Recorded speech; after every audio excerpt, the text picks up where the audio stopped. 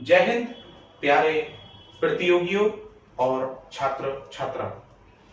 जैसा कि आप जानते हैं कि एसएससी जीडी पर जो कक्षाएं हैं हम आपको निरंतर उपलब्ध करा रहे हैं। तो जो आज की कक्षा है वो हिंदी में एक बहुत ही महत्वपूर्ण अध्याय वचन पर आधारित है। वचन को हम आज आपको विस्तृत रूप से समझाना चाहते हैं। तो वचन की परिभाषा जैसी कि यहां पर व्हाइट बोर्ड पर लिखी हुई है कि वह शब्द जिसके द्वारा किसी व्यक्ति, वस्तु या स्थान का एक या अनेक होने का बोध होता है उसे ही हम वचन कहते हैं। वो हमारा संज्ञा से जुड़ा हुआ हो सकता है, सर्वनाम से जुड़ा हुआ हो सकता है, विशेषण से जुड़ा हुआ हो सकता है या क्रिया से जुड़ा हुआ यानी कि क्रिया पर आधारित हो सकता है। तो एक या अनेक का बोध कराने वाला जो शब्द है वही हमारा क्या है, वचन है। देखिए मैं आपको बता दूं कि हिंदी भाषा में जो वचन के भेद होते हैं वो दो होते हैं। कितने होते हैं वचन के भेद? दो होते हैं, जिसमें कि नंबर 1 होता है एक वचन और नंबर 2 होता है बहुवचन। देखिए जो आपका एक वचन है उसे इंग्लिश में हम सिंगुलर कहते हैं और जो आपका बहुवचन है उसे इंग्लिश में हम प्लूरल कहते हैं। ठीक है, इसी प्रकार से अगर हम संस्कृत भाषा की बात करें तो उसमें जो आपके वचन होते हैं वो 3 होते हैं, यानी कि एक वचन होता है, एक द्विवचन होता है तथा एक बहुवचन होता है। ठीक है, चलिए अब हम इनको समझने के बाद इस पर चर्चा करते हैं कि ये एक वचन क्या होता है और बहुवचन क्या होता है। ठीक है, तो देखिए हम यहां पर बता रहे हैं कि एक वचन से तात्पर्य क्या है। देखिए आप थोड़ा सा यहां पर समझिएगा कि एक वचन से क्या तात्पर्य है, यानी कि वह शब्द, देखिए यहां पर थोड़ा समझिएगा, वह शब्द, अब वो शब्द हमारा किसी से भी जुड़ा हो, जैसे मैंने कहा संज्ञा, सर्वनाम, विशेषण, क्रिया, तो वह शब्द जिससे, क्या बोला हमने, वह शब्द जिससे केवल एक का बोध होता है। किसका बोध होता है? केवल एक। अब वो व्यक्ति हो सकता है, वस्तु हो सकता है, स्थान हो सकता है, केवल एक। मैं यहां लिख देता हूं, व्यक्ति, वस्तु तथा स्थान का बोध होता है। किसका? तथा स्थान, ठीक है ना, का बोध या ज्ञान होता है, वो क्या कहलाता है? वही तो एक वचन कहलाता है। ठीक, बहुत बढ़िया। ठीक है, वही आपका क्या कहलाता है? एक वचन कहलाता है।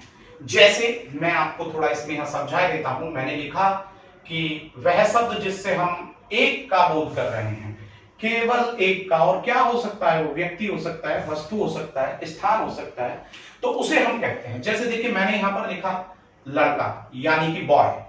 अब ये हमें क्या बता रहा है कि वो एक है, तो श्योर है कि ये एक वचन है। इसी प्रकार से मैंने यहां पर लिख दिया लड़की, तो आप समझ रहे होंगे कि ये कितना है? एक है, तो एक वचन है।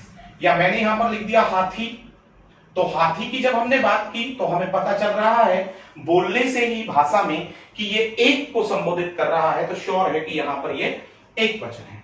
इसी प्रकार से मैं यहां पर बोल रहा हूं कि मैं बोल दूं यहां पर मेज, तो अब ये आप समझ गए होंगे कि जो एक का बोध करा रहा है वो क्या है? आपका एक वचन है। ठीक है, अब यहां से बात आगे आती है कि भाई ये बहुवचन क्या है। तो बहु मीन्स होते हैं बहुत से, ठीक है ना, अल्प मीन्स होता है कम। देखिए आपने सुना होगा अल्पसंख्यक और बहुसंख्यक।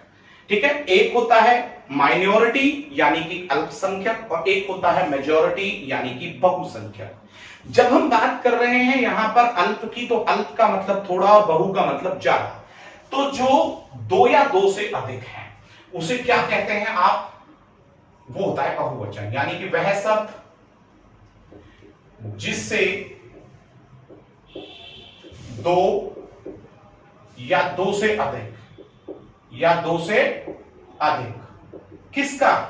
वह शब्द जिससे 2 या 2 से अधिक व्यक्तियों, वस्तुओं, स्थानों का बोध होता है, का बोध, बोध क्या है? नॉलेज, ज्ञान होता है, वो क्या कहलाता है? आगे आप स्वयं पूरा कर लेंगे, वह बहुवचन कहलाता है। जैसे कि अभी यहां पर आया लड़का, तो क्या मैं इस लड़के को यहां पर लड़के नहीं लिख सकता, और जैसे ही मैंने लड़के लिखा तो आप समझ गए होंगे कि ये 2 या 2 से अधिक हैं।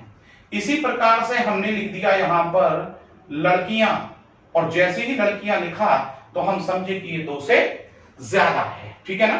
तो इस प्रकार के जो शब्द आपको दिखाई देंगे वो आपके किस में जाएंगे, वो आपके बहुवचन में जाएंगे। बात समझ में आ गई आपके कि बहुवचन क्या है। अब यहां से आगे बात निकल करके आती है, तो आगे बात ये कहती है आपकी कि कुछ तो ऐसे शब्द होते हैं कि जो हमेशा एक वचन में प्रयोग में लाए जाते हैं, कुछ शब्द ऐसे होते हैं कि जो हमेशा बहुवचन में प्रयोग में लाए जाते हैं। तो पहले हम उन शब्दों पर चर्चा करते हैं कि जो हमारे नित्य बहुवचन में प्रयोग में लाए जाते हैं। तो जरा समझिएगा उनको क्या बोलते हैं हम, उन्हें बोलते हैं हम नित्य बहुवचन, यानी कि वे हमेशा किस में यूज किए जाते हैं, बहुवचन में। वे शब्द जो हमेशा किस में यूज किए जाते हैं, बहुवचन में यूज किए जाते हैं, उन्हें हम कहते हैं क्या, नित्य बहुवचन शब्द। तो मैं उसे बताऊं, उसमें देखिए आपको मैं बता दूं, जैसे आंसू, उसकी आंखों में आंसू छलक आए, उसके प्राण पखेरु उड़ गए, हमने अभी अभी मंदिर में दर्शन किए हैं, मैंने अभी अभी अपने हस्ताक्षर वहां कर दिए हैं। तो हस्ताक्षर, दर्शन, प्राण, आंसू, होश, लोग, उसके होश उड़ गए, लोग वहीं बैठे हुए थे। समझ में आ रहा है। तो ये जो मैं यहां पर वर्ड लिख रहा हूं, ये आपके सबके सब किस में यूज किए जा रहे हैं, ये आपके नित्य बहुवचन, यानी कि ये जो शब्द हैं ये हमेशा बहुवचन में यूज किए जाते हैं। कुछ ऐसे भी शब्द होते हैं कि जिन्हें हम किस में लेकर के चलते हैं, जिन्हें हम नित्य बहुवचन में ना ले जाकर के एक वचन में लेकर के जाते हैं। ठीक है ना। तो उन्हें हम क्या बोलते हैं कि जो हमेशा ही एक वचन में प्रयोग में लाए जाते हैं, उन्हें हम बोलते हैं नित्य एक वचन, यानी कि वे शब्द जो हमेशा एक वचन में प्रयोग में लाए जाते हैं, एक के लिए प्रयोग में लाए जाते हैं, सिंगुलर के लिए प्रयोग में लाए जाते हैं, उन्हें हम कहते हैं नित्य एक वचन। उन्हें हम समझें, अब उन्हें समझे जैसे क्षमा, आग, पानी। दोबारा से देखिएगा, जैसे हमने यहां पर बोल दिया क्षमा, जैसे हमने यहां पर बोल दिया आग, जैसे हमने यहां पर बोल दिया पानी, जरा इनको फिर से समझिएगा। क्षमा कर दिया गया है उसको, आग लग गई है, हमने कहा पानी, हवा, दूध, क्रोध, प्रेम, वर्षा। दोबारा से देखिएगा, हवा, दूध, क्रोध, उसे क्रोध आ गया है, मैंने पानी पी लिया है, उन्होंने पानी पी लिया है। ठीक है ना। हवा। तो ये सब क्या है, इनका जो हम इस्तेमाल करते हैं वो किस रूप में करते हैं, हमेशा एक वचन में। ध्यान रखिएगा, ये बिल्कुल एज इट इज आपके परीक्षा में, परीक्षा प्रश्न में मिल सकते हैं। तो आपको ये बहुत ही ध्यानपूर्वक देखने होंगे। अभी तक हमने चर्चा की वचन क्या है, उसकी परिभाषा क्या है, हमने बात की हिंदी में वचन के कितने भेद होते हैं, इंग्लिश में वचन के कितने भेद होते हैं, और संस्कृत के कितने भेद होते हैं, हमने बताया। फिर हमने बताया कि एक वचन क्या होता है और उसके उदाहरण हमने दिए, बहुवचन क्या होता है उसके उदाहरण हमने दिए। फिर हमने बताया कि नित्य एक वचन किसे कहते हैं, नित्य एक वचन जो हमेशा एक वचन के रूप में प्रयोग में आए शब्द। नित्य बहुवचन क्या होते हैं, जो हमेशा बहुवचन रूप में ही प्रयोग में लाए जाए शब्द। तो अभी तक आप यहां समझे इन सब बातों को, लेकिन इसमें बड़ा ही महत्वपूर्ण अब यहां पर आपका जो आगे का वृत्तांत है वो ये रह जाता है कि अब हम जो बहुवचन शब्द बनाते हैं उन्हें किस किस प्रकार से हम बनाएंगे ताकि हमें एग्जाम में कोई भी दिक्कत ना हो। तो देखिए, जब हम बहुवचन शब्द बनाते हैं तो बहुवचन शब्द बनाने के लिए यह है कि जो हमारा संज्ञा, सर्वनाम या विशेषण या क्रिया शब्द होगा, ये श्योर है कि हम उसके बाद क्या लगाएंगे, हम उसके बाद कोई ना कोई प्रत्यय तो लगाएंगे, और प्रत्यय लगाने से ही वो जो शब्द होगा वो एक वचन या बहुवचन का जो हमारा बोध है उसे एक वचन से बहुवचन में कंफर्म कर देगा, बिल्कुल निश्चित कर देगा कि जैसे ही हमने प्रत्यय लगाया तो वो जो एक वचन के रूप में जो शब्द हमें दिख रहा है वो प्रत्यय लगाते ही कहीं ना कहीं मुख्य रूप से किसमें चला जाएगा, बहुवचन में। तो चलिए आज हम उन प्रत्यय पर भी चर्चा करते हैं कि वो कौन कौन से होते हैं, ठीक है ना। अब देखिए यहां पर समझिएगा, सबसे पहले देखिए कुछ ऐसे सम्माननीय यहां पर वो है हमारे प्रत्यय यहां पर दिए हैं कि जो हमारे इस्तेमाल होते हैं, सम्मानीय, आप समझिएगा, यानी कि अत्यंत महत्वपूर्ण है वो, तभी हम उन्हें सम्माननीय कह रहे हैं, ठीक है, हिंदी की भाषा में आप समझ रहे होंगे। तो मैंने यहां पर बात की है कि कुछ ऐसे हैं, देखिए बहुवचन शब्द बनाने हेतु कौन कौन से प्रत्यय हैं। देखिए हम कह रहे हैं बहुवचन, क्या, बहुवचन शब्द बनाने हेतु मुख्य प्रत्यय, क्या, हेतु मुख्य प्रत्यय, क्या, प्रत्यय। अब ये प्रत्यय क्या होता है, ये होता है सफिक्स, क्या होता है, सफिक्स इंग्लिश की भाषा में, जो किसी शब्दांश के बाद में आकर के जुड़ करके उसका जो अर्थ है उसे क्या कर देता है, उसे परिवर्तित कर देता है। तो देखिए सबसे पहले देखिएगा, यदि कोई भी हमारा शब्द, पहला नियम, यदि कोई भी हमारा शब्द आ यानी आकारांत पर समाप्त हो जाता है तो उस आ को हमें परिवर्तित करना होता है, किसमें, ए में परिवर्तित करना होता है। दोबारा से देखिए, यदि कोई शब्द हमारा आकारांत है तो उसे हम कहां ले जाते हैं, एकारांत में ले जाते हैं बहुवचन बनाने के लिए। कैसे, जरा देखिएगा। अभी मैं यहां उदाहरण देता हूं, और उदाहरण में यहां लिख देता हूं लड़का, क्या लिख देता हूं, लड़का। देखिए लड़का आकारांत है क्योंकि आ पर समाप्त हो रहा है, आप देख रहे होंगे कि लड़का में क्या मिला, आ मिला। तो जब हम इसका बहुवचन बनाएंगे तो हम इसे क्या करने वाले हैं, लड़के। तो जैसे ही आपने लड़के किया तो आपने यहां पर क्या इस्तेमाल किया, ए का प्रयोग किया, और ये यहां पर बहुवचन बन गया। इसी प्रकार से मैं आपको इसी में ही एक दूसरा भी शब्द दे देता हूं, और दूसरा शब्द हमने दिया घोड़ा। जब हमने घोड़ा की बात की तो घोड़ा का हमने क्या बना दिया यहां पर, घोड़े, ठीक है ना। ये प्रश्न आपसे पूछा जाए तो याद तो रहेगा। तो यहां पर हमने क्या देखा, आ आया, और यहां पर जो हमारा है वो क्या आ गया, ए आ गया। तो आप समझ गए होंगे बहुत अच्छी तरीके से कि जो हमारा ये शब्द है वो किस प्रकार से बहुवचन में बदल गया, यानी कि लड़का, और जो घोड़ा है वो हमने किस प्रकार से, यानी कि आ को हमने ए में परिवर्तित कर दिया। इसी प्रकार से इसी में दूसरा नियम भी होता है कि यदि आ पर ही समाप्त हो जाए, किस पर समाप्त हो जाए, आ पर ही समाप्त हो जाए, तो श्योर है कि हम उसको इसमें भी बदल देते हैं, किस में बदल देते हैं, ओ में भी बदल देते हैं। किस में बदल देते हैं, ओ में। अब कैसे बदलेंगे जरा ध्यान दें। अभी एक वर्ड लिख दिया हमने, यहां पर हम बात लिख रहे हैं जैसे कि कथा। तो कथा का हम क्या बना देंगे जब बहुवचन करेंगे, कथाओं। देखिए मैंने कहा ये बात उस कथा में लिखी हुई है, तो कथा किस पर समाप्त हुई, आ पर, तो हमने उसका क्या बना दिया, कथाओं। तो ये बात कथाओं में विदित है, तो श्योर है कि कथा का क्या बना दिया, कथाओं। इसी प्रकार से एक शब्द देखिए, और यहां पर हम जो शब्द अब आपको बता रहे हैं वो बता रहे हैं लता। क्या बता रहे हैं, लता। और आप जरा ध्यान दीजिएगा, जब हमने लता, लता का मतलब समझ रहे हैं, बेल। अब जब बेल की हमने बात की तो हमने यहां पर लिख दिया लता का लताओं। देखिए इसको हम ऐसे बोले कि वह लताओं में उलझा हुआ था। किसमें उलझा हुआ था, लताओं में उलझा हुआ था। और आपको लता दिख रही है कि ये किस पर खत्म हो रहा है, आ पर खत्म हो रहा है। क्लियर है।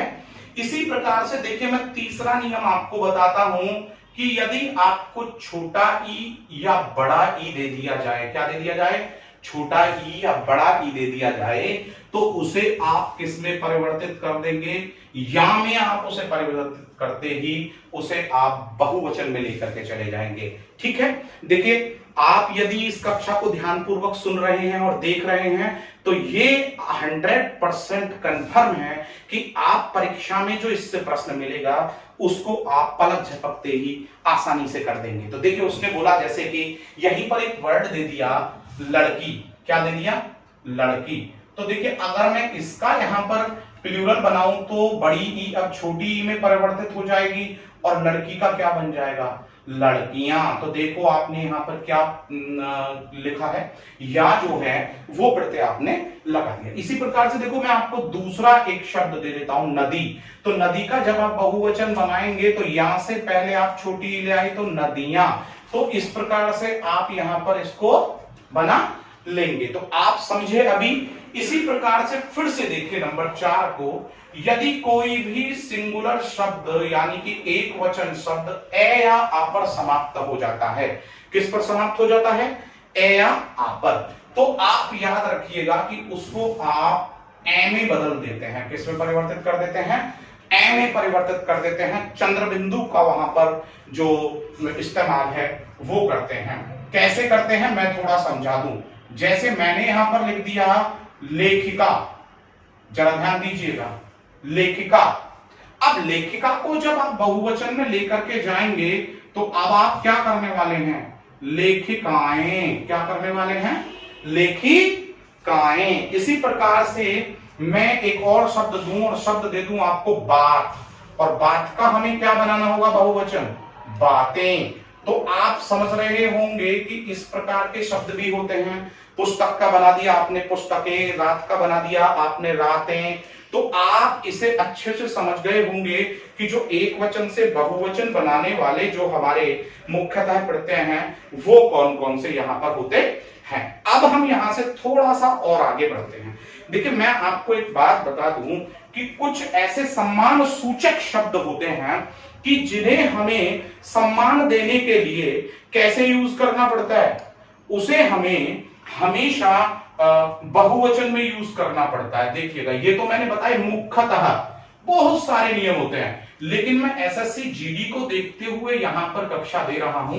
तो देखिए यहां पर साइकोलॉजी कहती है कि यदि किसी भी बच्चे को उसके स्टैंडर्ड से, यानी कि यदि वो 5th क्लास में पढ़ता है और उसको 8th क्लास का पढ़ाना शुरू करेंगे तो श्योर है कि वो बिल्कुल नहीं पढ़ेगा और वो कमजोर रहेगा। ठीक है, ये साइकोलॉजी कहती है।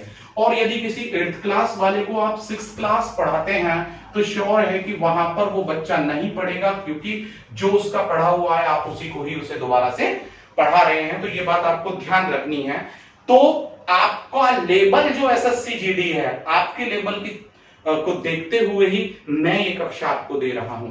अब हम यहां से आगे बात कर रहे थे वचन में कि कुछ ऐसे सम्मान सूचक शब्द होते हैं, ऐसे पद होते हैं कि जिनको हम सम्मान देने के लिए किसका प्रयोग करते हैं, बहुवचन का। देखिए सम्मान सूचक शब्द, जरा यहां पर ध्यान दीजिएगा मैं क्या लिख रहा हूं। सम्मान सूचक शब्द होते क्या हैं, वो सम्मान सूचक शब्द होते तो वो एक वचन हैं। क्या होते हैं जरा समझिएगा, वो होते तो एक वचन हैं, लेकिन जो आप उसमें क्रिया का प्रयोग करते हैं, दोबारा से समझिएगा, सम्मान सूचक शब्द होते तो वो एक वचन है, लेकिन जब आप उसमें क्रिया लेकर के आते हैं तो क्रिया जो उसमें यूज होती है वो आप किस में यूज करते हैं, वो बहुवचन में यूज करते हैं। किस में यूज करते हैं, बहुवचन में आप उसका इस्तेमाल करते हैं। चलिए मैं थोड़ा सा आपको समझा देता हूं। सपोज कीजिए मैं बोल रहा हूं कि पिताजी बाहर गए हैं। जरा उदाहरण समझिएगा कि मैं क्या बोल रहा हूं, पिताजी बाहर गए हैं। जरा इस वाक्य पर गौर दीजिएगा, पिताजी बाहर गए हैं। हमें पता है कि फादर ये बड़ा रेस्पेक्टेड वर्ड है हमारा, ठीक है। पिताजी यहां पर हमारा क्या है, एक वचन है। क्या है, एक वचन है। लेकिन आप देखिए कि इसमें जो क्रिया आई है, जो ये क्रिया आई है वो क्या बता रही है, वो कह रही है कि ये बहुवचन शब्द है, जबकि पिताजी हमारा यहां पर क्या है, एक वचन शब्द है। तो इसी प्रकार से हम ये बोल दें, दूसरा अगर यहां पर शब्द लिखें कि महात्मा गांधी, क्या बोला जाए, महात्मा गांधी। अब उसने बोला कि महात्मा गांधी क्या थे, महात्मा गांधी सत्य एवं अहिंसा के पुजारी थे। सत्य एवं अहिंसा के पुजारी थे। जरा इस वाक्य पर थोड़ा सा आप गौर दीजिएगा। उसने कहा महात्मा गांधी सत्य एवं अहिंसा के पुजारी थे। आप जानते हैं कि महात्मा गांधी वाज ओनली, महात्मा गांधी क्या, महात्मा गांधी एक वचन, राइट है। अब जब महात्मा गांधी एक वचन है, महात्मा गांधी एक व्यक्ति हैं, लेकिन हम उनको उनके भारतवर्ष के योगदान के लिए रेस्पेक्ट जो दे रहे हैं, उसमें कहा कि महात्मा गांधी सत्य एवं अहिंसा के क्या थे, पुजारी थे। तो आपने देखा यहां पर था ना लगा करके हमने उनके लिए क्या लगा दिया, बहुवचन जो यहाँ पर क्रिया है उसका हमने यहाँ पर प्रयोग किया। इसी प्रकार से अगर हम देखिए सभी के उसमें मिल जाता है, ये हिंदी में मैं यहां लिख देता हूं जिलाधीश। अब हम लिख रहे हैं जिलाधीश कहां बैठे हुए हैं, कहां बैठे, और लिख दिया हमने हुए, और यहां लिख दिया हैं। तो देखिए जरा यहां पर जिलाधीश कहां बैठे हुए हैं, आप जानते हैं ना जिलाधीश, ठीक है। अब जिलाधीश की जब हम यहाँ पर बात कर रहे हैं तो जिलाधीश तो एक ही होता है ना, तो वो क्या बनेंगे, यहाँ पर एक वचन बनेंगे। और श्योर है कि आगे कहा है, कहां बैठे हुए हैं, तो श्योर है कि बैठे हुए हैं जो यहाँ पर क्रिया आई वो कैसी आ गई, वो बहुवचन की क्रिया यहाँ पर आ गई है निकल करके। तो आप बड़ी आसानी से यहाँ पर समझ गए होंगे कि जो रेस्पेक्ट देने वाले शब्द होते हैं, सम्मान सूचक शब्द होते हैं, उनमें हम क्रिया कैसी लेकर के आते हैं, बहुवचन क्रिया जो है उसका हम यहाँ पर प्रयोग करते हैं। तो प्रिय प्रतियोगी विद्यार्थियों, मैं बड़ा गर्व महसूस कर रहा हूं आपको ये वचन वाली कक्षा जो है वो यहाँ पर देने के बाद। जल्द ही मैं आपके सामने एक नई कक्षा लेकर के आऊंगा। तब तक जितनी भी कक्षाएं आपके पास हैं उन्हें निरंतर देखते रहिए। अपनी सफलता प्राप्त करने के लिए द नीलांचल क्लासेस के साथ निरंतर जुड़े रहिए। आगे कक्षा के लिए मैं धन्यवाद बोलता हूं।